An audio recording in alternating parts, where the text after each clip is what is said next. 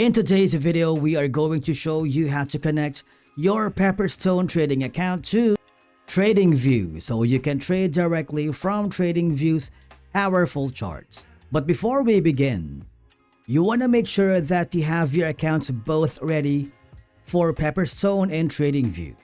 Because when you connect these two, your Pepperstone brokerage to TradingView gives you an ability to execute real trades directly from the TradingView chart interface. No need to switch back and forth between a charting platform and your broker.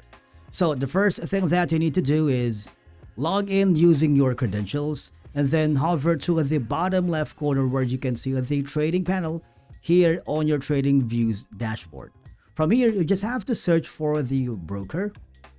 As you can see, it's here. Click on it, and all I have to do is click the connect button. Once connected, you can have open position, order history, PL balance, and equity that can show up within TradingView's brokerage panel. It helps you track performance without switching apps because this is a direct integration between Pepperstone and TradingView.